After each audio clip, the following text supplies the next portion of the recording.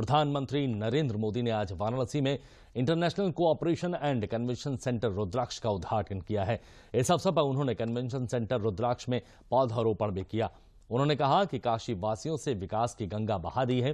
प्रधानमंत्री ने कहा कि आज के इस आयोजन में एक और व्यक्ति है जिसका नाम लेना मैं भूल नहीं सकता, जापान के ही मेरे एक और मित्र शिंजो आबे जी।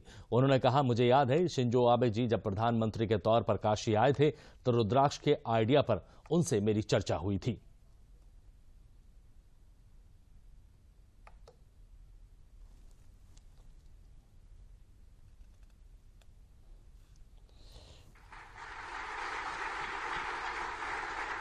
मुझे याद है शिंजो आबे जी जब प्रधानमंत्री के तौर पर काशी आए थे तो रुद्राक्ष के आइडिया पर उनसे मेरी लंबी चर्चा हुई थी।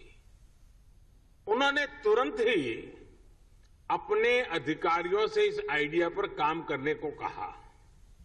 इसके बाद जापान का जो कल्चर है, उनका गुण है, चर परिचित, उनकी विशेषता है परफेक्शन और प्लानिंग।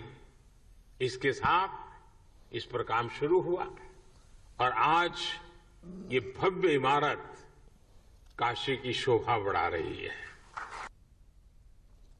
प्रधानमंत्री ने कहा है कि चाहे वो स्ट्रेटेजिक एरिया हो या इकोनॉमिक एरिया, जापान आज भारत के सबसे विश्वसनीय दोस्तों में से एक है।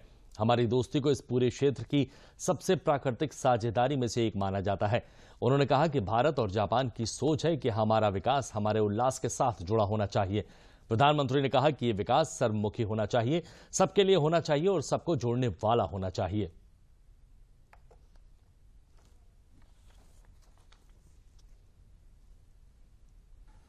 चाहे स्ट्रेटेजिक एरिया हो या इकोनॉमिक एरिया, जापान आज भारत के सबसे विश्वसनीय दोस्तों में से एक है।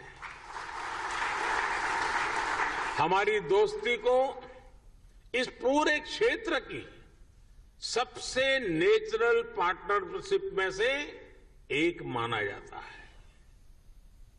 आधुनिक इंफ्रास्ट्रक्चर और विकास को लेकर भी कई अहम और सबसे बड़े प्रोजेक्ट्स में जापान हमारा साझेदार है। प्रधानमंत्री ने कहा है कि बनारस के तो रोम रोम में गीत, संगीत और कला झरती है। यहां गंगा के घाटों पर कितनी ही कलाएं विकसित हुई हैं, ज्ञान शिखर तक पहुंचा है और मानवता से जुड़े कितने गंभीर चिंतन हुए हैं। इसीलिए बनारस गीत संगीत का, धर्म आध्यात्म का और ज्ञान विज्ञान का एक बहुत बड़ा ग्लोबल सेंटर बन सकता है। काशी तो वैसे भी दुनिया का सबसे प्राचीन जीवंत शहर है। शिव से लेकर सारनाथ में भगवान बुद्ध तक काशी ने अध्यात्म के साथ साथ कला और संस्कृति को सदियों से संजो कर रखा है। आज के समय में भी तबला में बनारस बाज की शैली हो, ठुमरी, दादरा, ख्याल, टप्पा और ध्रुपद हो, धमार, कजरी, चैती, होरी जैसी बनारस की चर्चित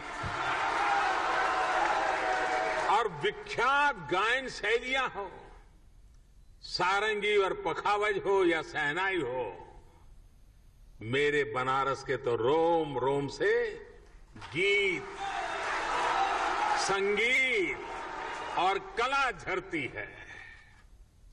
यहां गंगा के घाटों पर कितनी ही कलाएं विकसित हुई हैं, ज्ञान शिखर तक पहुंचा है और मानवता से जुड़े कितने गंभीर चिंतन इस मिट्टी में हुए हैं। और इसलिए बनारस गीत संगीत का, धर्म आध्यात्म का, ज्ञान विज्ञान का एक बहुत बड़ा ग्लोबल सेंटर बनता है। साथियों, बौद्धिक विमर्शों के लिए, बड़ी सेमिनार्स और कल्चरल इवेंट्स के लिए बनारस अपने आप में एक आइडियल लोकेशन है।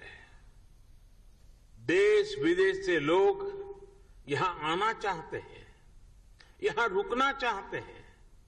ऐसे में अगर यहां इसी तरह की इवेंट्स के लिए सुविधा मिलेगी, इंफ्रास्ट्रक्चर होगा, तो स्वाभाविक है बड़ी संख्या में कला जगत के लोग बनारस को प्राथमिकता देंगे।